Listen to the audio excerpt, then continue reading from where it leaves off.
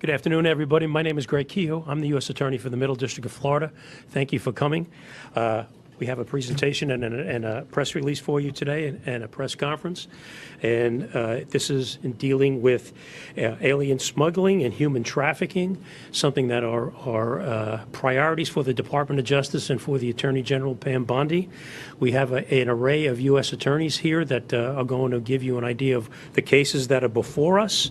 And just briefly, before I bring the Attorney General up, to my far left is Justin Simmons, U.S. Attorney for the Western District of Texas. To his right is Mike Drescher, the U.S. Attorney for Vermont. And to his right is Nick Ganji for the Southern District of Texas. On my far right is Matt Galliotti, the Assistant Attorney General in charge of the Criminal Division. At this point, I'd like to present to you the Attorney General of the United States, Pam Bondi. Thank you, U.S. Attorney Kehoe. Thanks for everything that you're doing, and to all our incredible U.S. attorneys around the country.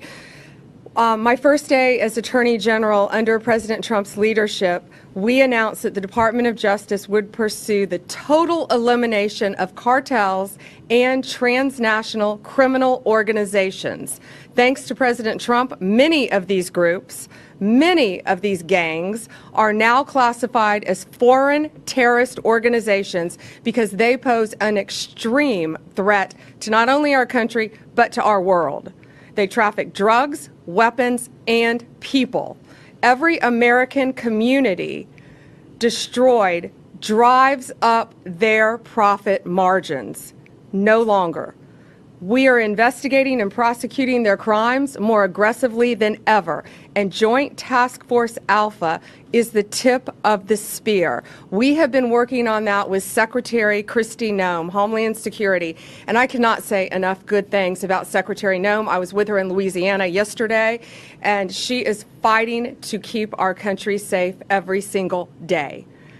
Just this week, Joint Task Force Alpha took 4 major enforcement actions. Right here in Tampa, we unsealed the indictment charging 12 defendants operating a massive, right here in Tampa, a massive illegal smuggling ring. The defendants engaged in a conspiracy to bring illegal aliens from Cuba to the U.S. for profit. They coached their clients, including children, who came to airports alone, came to our country alone, were put on planes for connecting flights, lied to Border Patrol agents due to coaching, and law enforcement. They charged up to $40,000 per victim. They used Zelle to transfer over $7 million over the course of this scheme, and I believe had profits, cash, of over $18 million. And it's just not the southern border. In Vermont, and U.S. Attorney Drescher is here with us, we indicted Norma Lorenzo, a woman who allegedly worked with Canadian co-conspirators from Guatemala, Honduras, Mexico, and El Salvador. Children were transferred to private residences, other airports, and in 2023, according to CBP, parts of Vermont and New York started seeing unprecedented traffic from illegal aliens. Law enforcement officers operating in these areas encountered aliens from 97 different countries, including China, Pakistan, Iraq, Iran, Afghanistan, North Korea, and Yemen.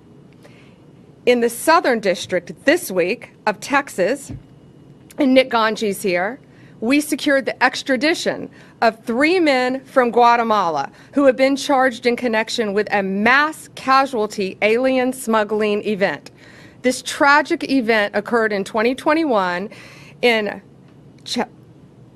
Chiapas, Mexico. A semi-truck containing at least 160 illegal aliens crashed, resulting in the deaths of more than 50 people. The cost of human smuggling is huge. So many families are dying, so many people are dying.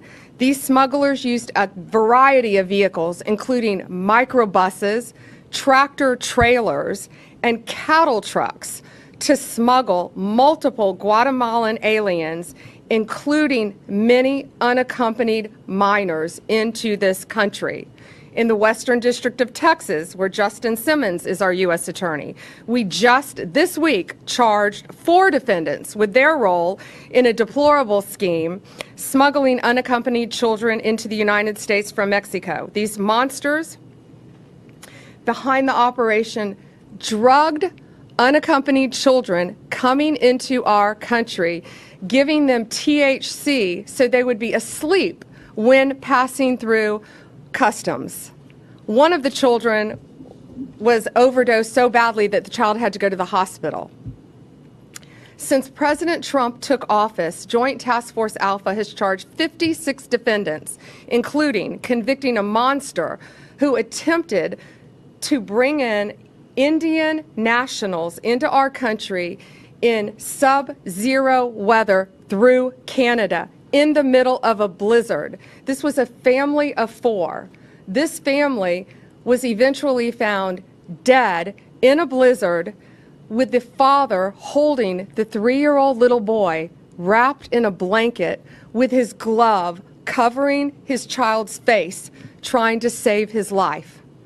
In June, we arrested a Canadian-American citizen in New York for charging $1,000 for every illegal alien he smuggled over the St. Lawrence River into our country. One of the boats capsized, killing a family, including 2 children under the age of 3. A few weeks ago, we convicted a coyote in Texas. A coyote, of course, is someone who transports illegal aliens across state lines for money. In Texas, we charged him for charging $30,000 for every 10 illegal aliens that he could get get to the Rio Grande. He got an additional $30,000 for every 10 illegal aliens that made it across the Rio Grande alive. That is why we are now expanding Joint Task Force Alpha. It has 5 steps. We will now cover, the task force will now cover our northern border in Canada, of course, and all of our maritime borders. Our incredible partner again at DHS, Kristi Noem, and I are expanding this to include our DEA, ATF, and FBI agents to this task force to give us even more manpower. We will receive more resources to prosecute these cases, and key figures in cartel, human trafficking, and transnational criminals. We will strengthen our collaboration with foreign law enforcement throughout this world to protect not only their citizens, but ours, and return these criminals to American soil for prosecution. Under President Trump, we have coordinated more closely with our U.S. attorneys' offices to protect unaccompanied children being smuggled into our country from exploitation. One of the task force's greatest accomplishments has been demonstrating how dangerous human smuggling and trafficking are for those being transported. For those who are considering paying to be smuggled into the U.S., it is not safe for you or for your families. These coyotes are coordinating with terrorist organizations, collecting money from them to bring families and unaccompanied children into our country. These operations are getting people killed. Let me be clear, if you smuggle human beings, you will be found, you will be prosecuted, and you will be brought to justice. It doesn't matter where you are. It doesn't matter what our borders are, the limit of where our country ends and another begins, but it does not limit our law enforcement capabilities to bring you to the United States and prosecute you and lock you up for as long as we can. Thank you, and God bless you.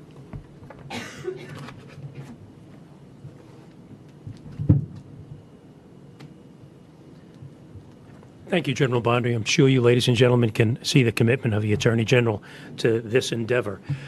We just want to take a few minutes of more of your time and give you a little bit more detailed flavor of the cases that we have before you and the nature and extent of the horrific crimes that are taking place that General Bondi just outlined. After we finish these very brief comments, it will be open for questions at that point. And just bear with us, and we'll be there very soon. The first case we're talking about is the case here in Tampa that General Bondi was talking about, United States versus Cabrera, which is 12 defendants, an international alien smuggling ring, and they also engaged in asylum fraud. And why did they do it? They did it for money and money alone.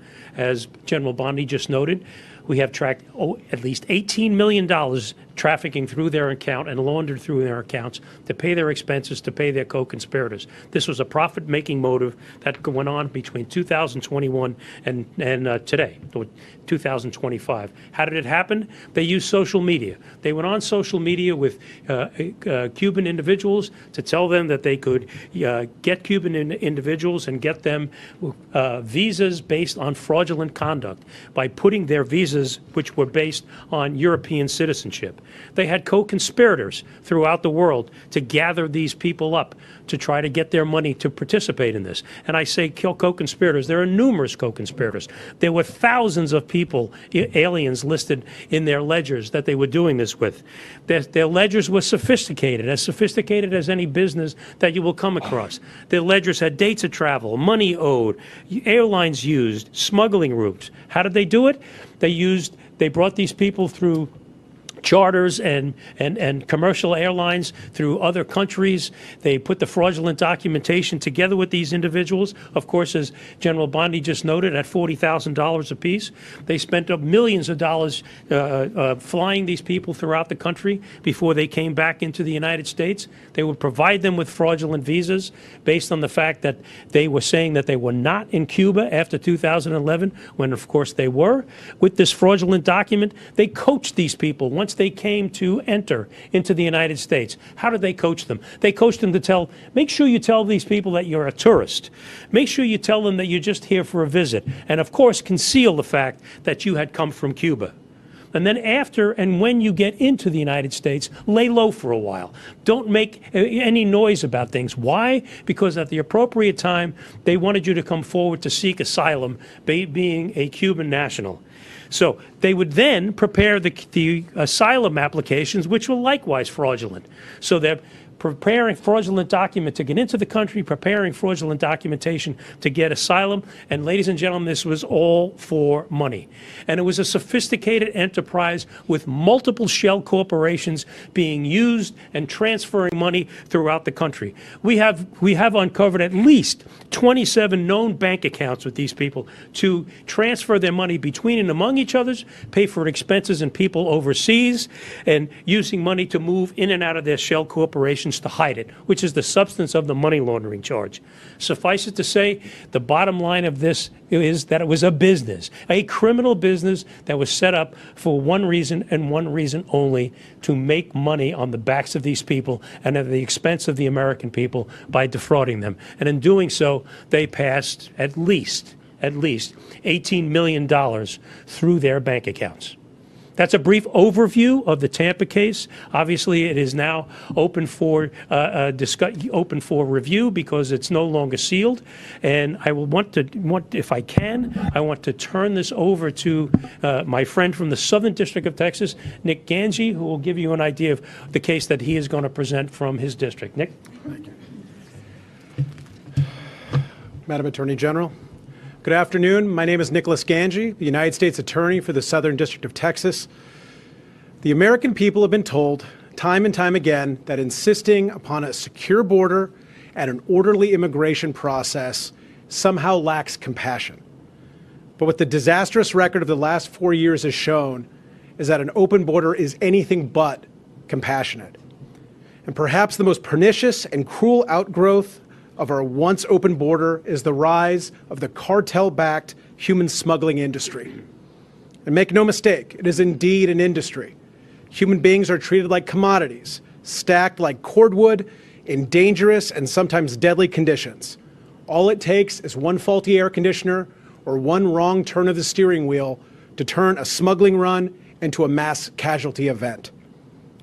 The saddest example of this is the 2021 smuggling crash in Chiapas, Mexico, where a tractor-trailer carrying 160 people overturned, costing the lives of 50, including children, and injuring more than 100 others. The Southern District of Texas, along with Joint Task Force Alpha, has worked tirelessly to bring justice to those responsible for this great tragedy. Last year, a grand jury in the Southern District of Texas indicted 6 Guatemalan nationals for conspiring to smuggle these victims into the United States. And on December 9th of last year, the 3rd anniversary of the crash, Guatemalan authorities arrested the 4 remaining conspirators who are residing overseas.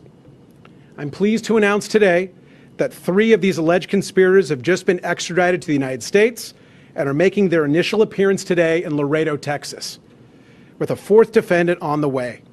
I am grateful to our Guatemalan partners for their assistance in delivering these defendants to us so that these accused smugglers can learn a little bit about what Texas justice looks like. But the Southern District of Texas' work with Joint Task Force Alpha has yielded other successes as well. A few notable examples: we indicted and convicted 14 defendants who conspired to smuggle hundreds of illegal aliens via dangerous methods, including packing them in suitcases, repurposed water tankers, and wooden crates with little ventilation or room to move. We recently obtained pleas from 6 smuggling defendants who, among other things, left a man to die of heat exhaustion in the Texas brush. We indicted and convicted a human smuggler that had transported dozens of illegal aliens, including minors, and then led police on a high-speed chase through the streets of Laredo. And we obtained a 103-month sentence against a former CBP officer who betrayed his oath and took bribes to allow illegal aliens and cocaine to pass through his lane at a port of entry. Smuggling is a wicked and remorseless business, and it has no place in any civilized society, let alone the United States. And the Southern District of Texas will do whatever it takes to eradicate this industry once and for all, and to put those responsible in prison for as long as the law allows.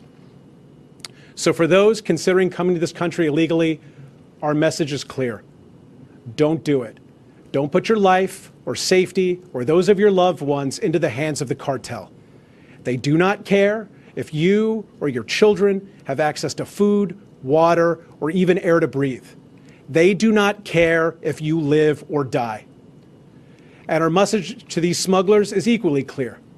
You can run, but you can't hide. If you're not already in cuffs, you will be in cuffs soon, because the United States does not forget. And with that, I'm going to turn it over to United States Attorney for the Western District of Texas, Justin Simmons.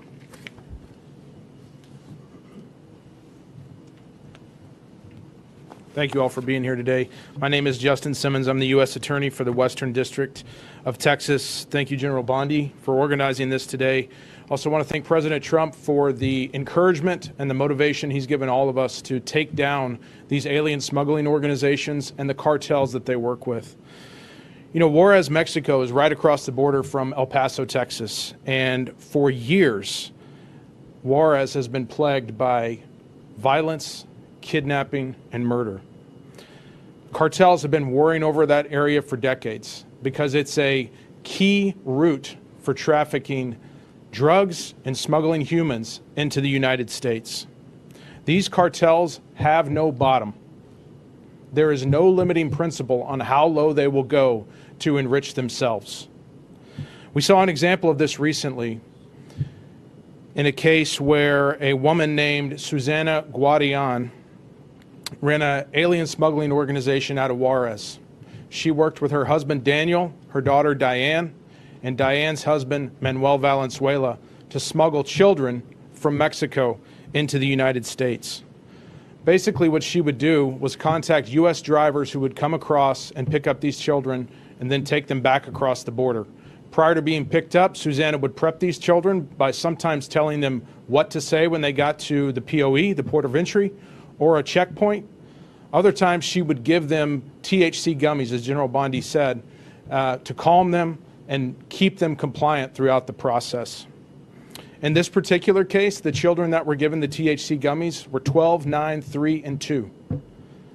When CBP recognized when they were trying to cross with this group of children that something wasn't right, they saw it They realized those children needed some kind of medical treatment. They got a couple of them to the hospital to receive that treatment. They were later diagnosed with THC poisoning. As U.S. Attorney Ganji said, as General Bondi said, these cartels, these organizations do not care about you or your children when moving them across the border. So we're really happy that we were able to get arrest warrants this weekend and get at least 2 of these individuals, Diane and Manuel Valenzuela, off the street. The 2 other individuals, Susanna and Daniel Guadian, are still at large, but we will do everything we can to bring them to justice as well. You know, nothing crosses the border without the cartel's permission, and nothing crosses without payment to the cartels. These cartels see children just like they see a kilo of Coke. Dollar signs. That's all they see. They care nothing about their well-being.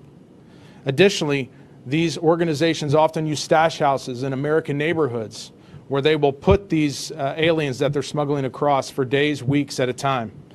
This endangers those neighborhoods, endangers those people who live in those areas, and it brings organized crime to Main Street, USA. We will not have it. We will do everything we can to shut down these organizations because it hits the cartels where it counts, in their pocketbooks. That is all they care about, how much money they can make. And it makes America safer for Americans. It makes this place, this country, a place where you as an American can not just survive, but thrive. So that's what we're committed to. I want to thank our partners with Border Patrol, Customs and Border Protection, and HSI for their work on this case. I also want to thank Joint Task Force Alpha and their help putting this case and many other cases together. You know, in San Antonio earlier this year, we got life sentences on folks who had smuggled individuals in a tractor trailer into the United States. 54 individuals, 53 plus 1 unborn child, died in the back of that tractor trailer. So I'm really really thankful for Joint Task Force Alpha and the work they've been doing with us as well. We are on a mission to shut down these organizations and the cartels more broadly. In the Western District of Texas, this is what we do. Thank you very much. So lest you think this problem is just on the south border in Texas and Florida, I'd like to bring up U.S. Attorney Mike Drescher from the District of Vermont. Mike? Thank you. I want to thank you, Attorney General Bondi, for your remarks, and I want to thank you, U.S. Attorney Kehoe, for your hospitality hosting this event. I especially want to thank you, Attorney General Bondi, for bringing attention to the extraordinary work that the men and women of the United States Border Patrol and Homeland Security investigations are doing in Swanton sector, the portion of the U.S.-Canada border that includes Vermont, northern New York, and New Hampshire. Thanks to their work and the work of Joint Task Force Alpha, the United States Attorney's Office for the District of Vermont has obtained a 7-count indictment charging Norma Linda Lozano, who's 53 years old, of Ypsilanti, Michigan, with 1 count of conspiracy to commit alien smuggling and 6 counts of bringing aliens to the United States who lacked permission to enter or to remain in this country. As alleged in court filings, through much of 2024, Lozano repeatedly smuggled and attempted to smuggle illegal aliens into the United States from Canada. She did this for profit, negotiating payment with her Canadian co-conspirators and coordinating with them the locations where she would pick up her loads of non-citizens, aliens entering the country. As alleged, Lozano's methods included, echoing some of the comments we've already heard today, hiding a child alongside luggage in the far recesses of the vehicle that she was traveling in, disregarding the child's safety and welfare. These offenses are serious for several reasons. First, they aid and abet those who are seeking to enter the country illegally. Second, they exploit those people who are desperate and misguided enough to try to enter the country illegally. On the northern border, such illegal crossings frequently involve trekking through forests and swamps in inhospitable and dangerous circumstances. And third, they facilitate the unvetted aliens entering the United States for unknown and possibly nefarious purposes. In short, offenses such as those charged pose a risk to the nation's security. And the United States Attorney's Office for the District of Vermont is proud to work with the United States Border Patrol, Homeland Security, and Joint Task Force Alpha to help secure the northern border. Ms. Lozano was arrested Tuesday of this week in the Middle District of Georgia, where today she had her initial appearance in Albany, Georgia. She's been transferred to have subsequent appearances in the District of Vermont. Last, I want to recognize the hard work of Assistant United States Attorneys Matthew Lasher and Michelle Ara, who, under the leadership of Jonathan Opart, the Chief of the Criminal Division for the District of Vermont, have teamed up with Task Force Alpha Trial Attorney Jenna Reed to seek to hold Lozano and others engaged in similar conduct responsible for these offenses. Thank you. We're ready to take questions. If you want to direct them to any of the states, just let us know. Questions? Well, how about if we start on this side of the room and go over? Any questions? Are you seeing any connections between the hotels operating on the southern border that have been designated as transnational criminal organizations and the smuggling organizations in New York and Vermont? And then the second question for you, Attorney General, a judge ruled recently that the president's deployment of the National Guard in LA was illegal. Excuse me, does that ruling affect your plans to send resources to Chicago at all? First, to the National Guard, we will be following the law. We are appealing that ruling, and we plan on being successful in court. We anticipate very much being successful. Back to this, yes, these transnational criminal organizations, since we have secured completely our southern border, are finding various ways to come into our country. And as our U.S. Attorney in Vermont knows, the northern border, it always has been, but it's gotten much worse, much more prevalent, because it's a multi-billion-dollar business, the smuggling of drugs, guns, and humans. And so they're not going to quit once we secured our southern border. But yes, we're stopping them at our northern border, and that's why we're also increasing Joint Task Force Alpha to include our maritime ports as well. Any other questions? First for you, or I'm not sure you want to do the Tampa part of it first, but when it comes to Tampa, do you have any ideas as to why they set up shop here in Tampa? And then the other question about Tampa would just be, how much of this is going on right now? This seems like a pretty deep thing that was happening here. Can you just start throwing darts at a map and find these kinds of groups? Can I start in on that first? Because I know you're a Tampa reporter, and that's why I think it was so important to have it here, because people are expecting this in Texas and big cities, and Tampa is a big city, but it is everywhere. It touches, I think, every city in our country. And traveling around this country, it's everywhere. It's everywhere you go, because our borders were wide open, and guns, drugs, gangs were coming in, terrorist organizations, into every city in our country. We arrested very recently, 20 minutes outside of our nation's capital, one of the top MS-13 members in the entire country. One of them was arrested also in Portland, Oregon. So it's very organized. They are spread throughout this country. And U.S. Attorney Kehoe, I'll let you take it from Tampa. With regard to Tampa, I mean, this has been going on for a significant period of time. Our investigation takes us back to at least 2021. And these people aren't some individuals or from far-off areas. They're from neighborhoods right here in Tampa, from addresses that you know, that you could pass in Publix or walk on the street. Why did they set up here? Because they were started up in 2021, operated undetected, and let's be perfectly honest, as General Bondy said, $18 million in an entity that was moving in a tremendous speed, but in a relatively short period of time. $7 million going through Zelle alone. So why did they come here? Because they lived here, they were here, they set up and did business here, and it was profitable. Were they availing themselves of different services, schools and parks? I mean, were they living otherwise ordinary lives? I, from all intents and purposes, I can't answer that question factually, and I don't want to mislead you, but I don't have any information to say that they weren't. I can't say that they were sending their children to local schools, but they were certainly living here and doing business here. Attorney General, if I can just ask you, now that you're seeing this from the from the inside. You obviously spent time in state government, doing law enforcement.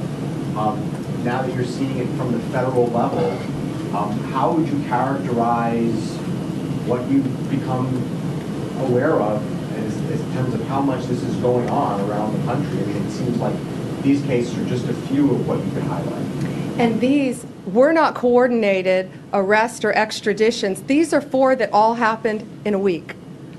And because the majority involved unaccompanied children and human smuggling, we wanted to highlight those and why we're expanding our task force. It's shocking, being in the state of Florida, being a state prosecutor, but now on a national level and an international level, seeing the amount of human smuggling that goes on in child exploitation and the amount of drugs that freely flowed into our country for 4 years has truly been horrific, and we are doing everything in our power to stop it. And we're also meeting with our partners around the world to work hand in hand with them as well. Can you characterize how many more cases are happening in Tampa, Hillsborough County, Florida? So just since January 20th, we have charged, in Tampa, you're specifically Tampa, but Joint Task Force Alpha has charged 55 defendants just recently. Since January, 55 have been charged. And these are all, no, from all over the country. Major cases, but I'll let U.S. Attorney Kehoe answer Tampa. It's everywhere. Yes, I mean, to take what the general says, this is everywhere. This is just not a part-time thing. Why? Because it's a profitable thing. Other cases under investigation here in Tampa? Yes. Numerous cases? Yes. I can't get into the details of those, but this is not the last case of this fashion that we're going to do. Border Patrol and HSI are out there day after day, week after week, conducting investigations. So will there be more such cases being indicted along the way? Their answer is yes. I don't want to speak for my colleagues, but I assume that they would echo my response in that regard. Take one more. Go ahead. Good afternoon to you all. So for the cartels that are successful in smuggling children over, what are they doing with them once they're successful in that? The children? Yeah. They're either being trafficked. We've seen multiple cases of children being trafficked who have come across our borders, come into our country, and they're being put on planes by themselves. When I was at the border in September, I went to the border in September in Yuma, Arizona, and they had a term, and it was called a recycled child. And these Border Patrol agents were seeing a little boy coming across our border multiple times. They saw him coming in as part of a family unit, which is often how they use children to get horrible criminals into our country, posing as a family unit. But these kids are coming from all over the place, and we don't know, many of them, where their parents were. That's why we're struggling to find that out, to prosecute all of them. But it was a recycled child, and these very vigilant Border Patrol agents recognized a little boy coming across. This was last September. And they couldn't figure out how he was going back and forth so easily. Well, our borders were wide open. And if you dropped your IDs, I saw IDs that were just piled up from every country you can imagine. If you dropped your passport, if you dropped your ID, one, they had a military member from China, dropped his ID. You could walk right into this country and say you were from anywhere you wanted to. And that's what we have stopped. And that's what we're going to prosecute. So they're using these children, many of them, to exploit them to help other gangs, cartels throughout this country. Some of these cases, when we're arresting these cartel members, they have children with them who are not related to them in their homes. Thank you. Thank you all for being here, and thank you for taking such close attention and realization to what's happening throughout our country affecting children. Have a great day.